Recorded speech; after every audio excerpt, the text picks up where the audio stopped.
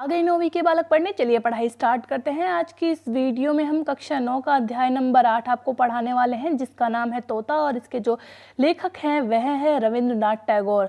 तो पिछली वीडियो में हम आपको रविंद्रनाथ टैगोर जी का जीवन परिचय पढ़ा चुके हैं और इस वीडियो में हम आपको तोता पाठ का सारांश पढ़ाने वाले हैं। तो चलिए पाठ का सारांश हम आरंभ करते हैं।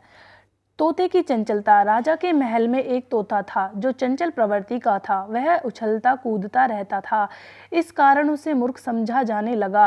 राजा ने तोते की चंचलता को देखकर मंत्री से कहा कि ऐसा तोता किसी काम का नहीं, इसलिए इसे शिक्षा दो। तोते को शिक्षा देने पर विचार विमर्श। तोते को शिक्षा देने का कार्य राजा के भांजे को दिया गया। एक सभा का आयोजन किया गया जिसमें तोते की अविद्या के कारण को जानने का विचार विमर्श हुआ। यह निष्कर्ष निकाला गया कि घास फूस से बने घर में रहने के कारण तोता शिक्षित नहीं बन पाया, इसलिए यह निर्णय हुआ कि तोते के लिए अच्छा सा पिंजरा बनाया जाए जहां रहकर तोता शिक्षा प्राप्त कर सके।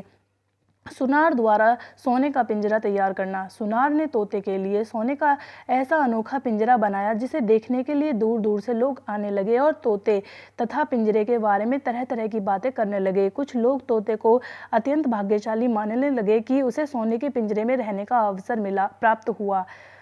पोथियों की नकल तथा पिंजरे की देखरेख। पंडित जी ने तोते को विद्या पढ़ाने के लिए पुस्तक कम होने की बात कही। पंडित जी की बात सुनकर राजा के भांजे ने पोथियां पुस्तक लिखने वाले को बुलाया। उन्होंने पोथियों की नकल करके पुस्तकों के ढेर लगा दिए और इनाम लेकर चले गए। वहीं दूसरी तरफ पिंजरे की देखरेख में कोई कमी नहीं छोड़ी गई।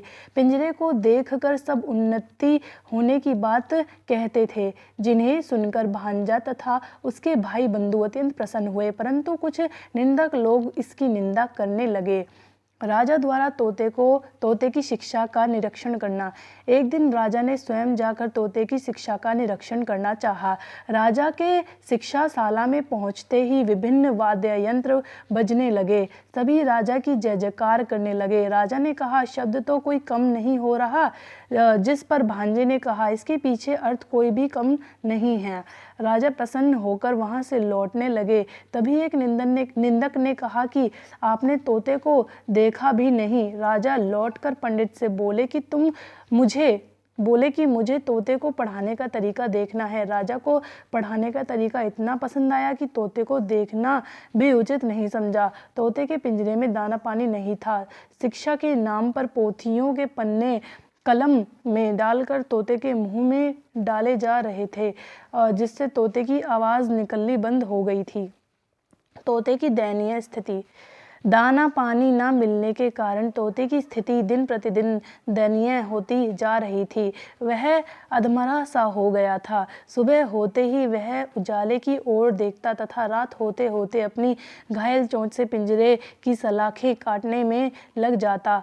कोतवाल को तोते की यह आदत बुरी लगी। तभी लोहार को बुलाया गया और लोहे की सांकल बनाई गई। साथ ही तोते के पंख भी काट दिए गए। राजा के संबंधियों ने तोते को नमक हराम तक कह डाला। पंडितों ने पुनः तोते को शिक्षा देने का कार्य आरंभ किया। तोते का मरना। एक दिन तोता मर गया। वह कब मरा किसी को कुछ पता नहीं चला। किसी निंदक ने अफवाह फैला दी कि तोता मर गया है।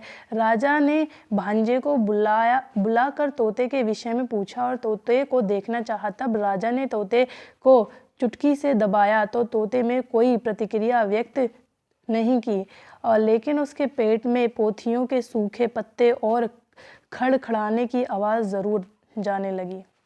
तो दोस्तों, यह थी हमारी आज की वीडियो। मिलते हैं आपसे अगली वीडियो में। आप हमारे चैनल को सब्सक्राइब कर दीजिएगा और वीडियो को लाइक करना। तब तक के लिए जय श्री राम, भारत माता की जय।